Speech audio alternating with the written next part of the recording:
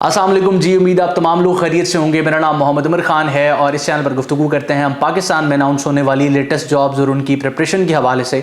तो अगर आप नए कैंडिडेट हैं, इस चैनल पर पहली बार तशरीफ़ लाएँ तो इस चैनल को ज़रूर सब्सक्राइब करें ताकि इस तरह की मजीद अपडेटेड वीडियोज़ हम आप तमाम कैंडिडेट्स की खिदमत में बर वक्त पेश कर सकें। आज के इस लेक्चर में हम डिस्कस करने वाले हैं असिस्टेंट डायरेक्टर और इंस्पेक्टर एयरपोर्ट सिक्योरिटी फोर्स के हवाले से। आप तमाम लोग जानते हैं कि फेडरल पब्लिक सर्विस कमीशन ने रिसेंटली 2024 की पहली एडवर्टाइजमेंट में इन वैकेंसीज को अनाउंस किया है, जिसमें इंस्पेक्टर की 56 और असिस्टेंट डायरेक्टर की 20 वैकेंसीज जो है वो एडवर्टाइज की गई हैं। अब इन वैकेंसीज के सिलेबस के हवाले से और टेस्ट की बाकी डिटेल्स के हवाले से मैंने रिसेंटली इस चैनल पर एक वीडियो अपलोड किया, आप उस वीडियो को देख सकते हैं और जो बेसिक गाइडलाइंस हैं आपको उस वीडियो से मिल जाएंगी।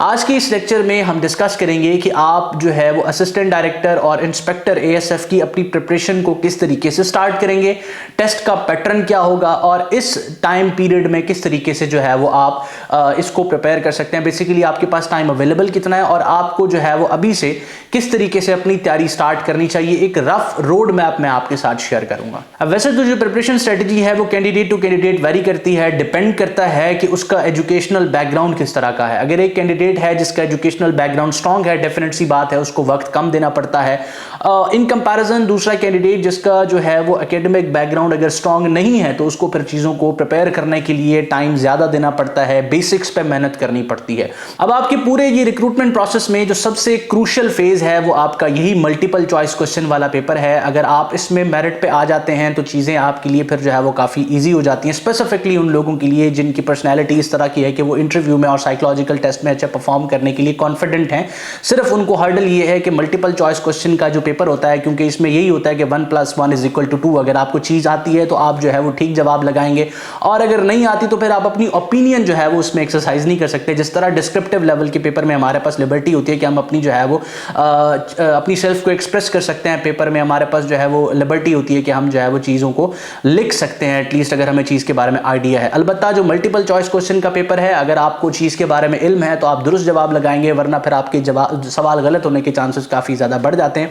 नेगेटिव मार्किंग इस पेपर में नहीं होती जो मल्टीपल चॉइस क्वेश्चन का पेपर है, और उसको प्रिपेयर करना जब आपने स्टार्ट करना है तो जिस तरह मैंने आपके साथ बताया, आपके साथ शेयर किया कि कैंडिडेट टू कैंडिडेट भी वेरी करता है, लेकिन आपने सबसे पहले बजाय इसके कि किसी रैंडम बुक पर रिलाय करें, आपने सब्जेक्ट्स की आउटलाइन बना लेनी है। अब आउटलाइंस कैसे बनानी है, किस तरीके से उसमें टॉपिक इंक्लूड करने, डिस्क्रिप्शन में मैं कुछ वीडियोस दे रहा हूं, आप उनसे आइडिया ले सकते हैं। अब डिस्क्रिप्टिव लेवल पे आपने इसकी यानी कि पेपर तो आपका मल्टीपल चॉइस क्वेश्चन का है, लेकिन आपने इसकी आउटलाइन बना के चीज़ों को डिस्क्रिप्टिवली प्रिपेयर करना है, ताकि बजाय इसके कि आप टॉपिक्स को या एमसीक्यूज को क्रैम करें, आप एक सिस्टमैटिक वे में जो है वो आउटलाइन बेस अपनी स्टडी करें और बाकी स्टूडेंट से अपने आप को स्टैंड आउट करें। अब बात की जाए अगर अवेलेबल टाइम की, तो अवेलेबल टाइम को भी जानना आपके लिए बहुत जरूरी है। यानी कि अब से अगर आप प्रिपरेशन स्टार्ट कर रहे हैं तो टेस्ट कब तक मुतवक्के है, तो आपके पास 3 से 5 महीने के दरमियान की ड्यूरेशन होगी और इस ड्यूरेशन में इजीली किसी भी 1 पेपर एग्जाम को क्लियर किया जा सकता है। आपने सबसे पहले जिस तरह मैंने बताया कि पास पेपर्स को कंसल्ट करना है। पास पेपर्स में कोशिश करूंगा जो हमारा कम्युनिटी का ग्रुप है वहां पर मैं शेयर कर दूं, उसको आप ज्वाइन कर सकते हैं। पास्ट पेपर्स को कंसल्ट करने के बाद आपने अपने नोट्स बनाने हैं। किसी ऐसे सेक्शन से अपनी प्रिपरेशन स्टार्ट करें जो आपके लिए आसान है। वो सेक्शन आपका मैथमेटिक्स का भी हो सकता है, वो सेक्शन आपका करंट अफेयर्स का भी हो सकता है। जिस सेक्शन के साथ आप कंफर्टेबल हैं उस सेक्शन से प्रिपरेशन स्टार्ट करें। पास्ट पेपर्स को मद्देनजर रखते हुए इंटरनेट को यूज करें। Internet is basically your best resource अगर आप अपनी प्रिपरेशन स्टार्ट कर रहे हैं। और जब आप इसको प्रिपेयर कर लें, फिर एफपीएससी के जो मुख्तलिफ सीट्स के लिए एग्जाम्स कंडक्ट हुए हैं, स्क्रीनिंग टेस्ट हुए हैं, आप उनको मद्देनजर रखें, उनमें पूछे जाने वाले सवालात को देखें और फिर मजीद अपनी तैयारी को वसी करें। इससे ये होगा कि आपके पास एक तो अपने नोट्स प्रिपेयर हो जाएंगे, उन नोट्स की बेसिस पे फिर आप एफपीएससी या किसी भी प्रोविंशियल पब्लिक सर्विस कमीशन के एग्जाम में अपेयर होते हैं तो वो आपको हेल्प आउट करेंगे। दूसरा, आपने जब चीज़ों को थॉरोली पढ़ा होगा तो क्वेश्चंस जब आपके सामने आएंगे आप एलिमिनेशन टेक्निक को यूज करते हुए भी अपने सवालात को जो है वो ठीक कर सकेंगे।